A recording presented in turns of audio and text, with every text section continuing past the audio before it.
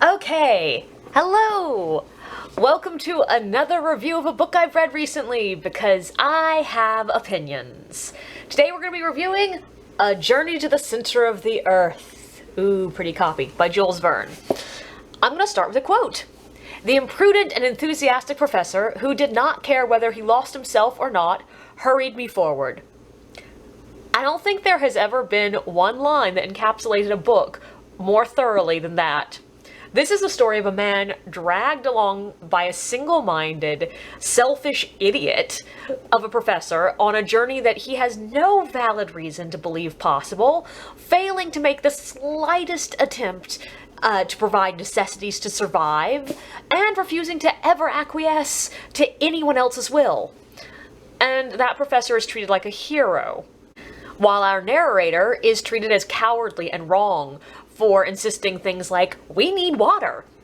And more infuriating yet, half the time they could have returned to the surface, gotten the provisions they needed, and continued down afterwards. It's just stupid and aggrandizes foolish dreams of glory at the expense of all else. And I'd be fine with that if I felt Verne actually recognized that, but I'm not sure he did. Maybe this is part of the reason there exists this cultural idea that Jules Verne's books are for preteen boys.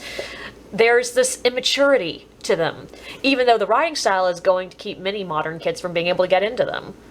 But seriously, is there any reason for the professor to believe a random cipher that fell out of an antique book that he bought that might have been owned by a scholar he had heard of, but knows next to nothing about, was an authentic bit of evidence that would guide him to the center of the earth? Why doesn't Verne have the professor studying the concept of the hollow earth for years, have him intensely study the work of this one particular scholar, or even have other evidence that there is any sign that this access point to the center of the earth was a real thing? No, he just found a book, found a note, cool, we're going to Iceland to jump into a volcano. It doesn't make him come across as brilliant and intuitive. It made him look stupid. Another easily fixed problem? Why the hell weren't they collecting samples?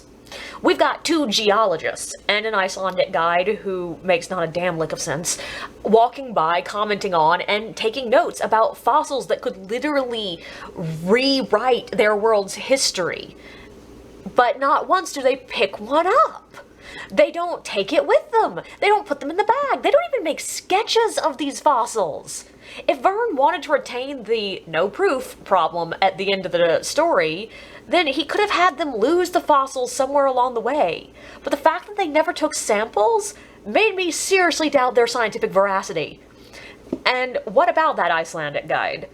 He was othered and dehumanized in a way that is usually reserved for characters of color.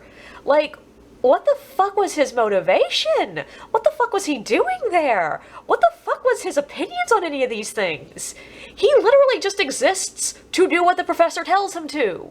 Why couldn't Verne have made him as taken with the idea of the journey to the center of the earth as the professor? But instead he's just literally paid like a small amount of money a week and will do whatever the hell you want as long as he gets his money. That makes no damn sense. And, like, I thought briefly maybe this was about the Anglo-European centrism of this book, because there is a lot of that, but Iceland is not exactly far afield. It's hard to imagine that they saw Icelanders as some inhuman other, but this book makes it seem like they did. I don't get it. And of course, to me, the most infuriating thing in this entire thing is the science. I get that Jules Verne had no way of knowing the things that geologists and paleontologists would learn after he died, but I cannot forgive some of the basic bullshit that I'm pretty sure they did know at the time. How long a person can actually go without food or water, how long a fucking battery could last, how much their luggage would have actually weighed, and that a fucking wooden raft cannot ride the scree of an erupting volcano to the surface. Hell, it can't ride boiling water either. Boats lose buoyancy in boiling water, and I feel like people fucking knew that in the 1860s. I would also like to briefly complain about the edition that I own. It's pretty, it looks all fancy, and it has pictures. Ooh, fun. I say that and then I can't find a picture to show you. Here we go. Random pictures. But like many classics printed with pictures, they weren't necessarily on or even near when the event happened in the text. And I'm sorry, but just don't give me a picture with a line of text explaining what it shows of something that won't happen for another 3 chapters. Have you heard of spoilers? With all that, I found it hard to get into the spirit of adventure in this book. Maybe it would have been better for someone who is a little less nitpicky of nature, but otherwise, I don't think it lives up to the title of classic.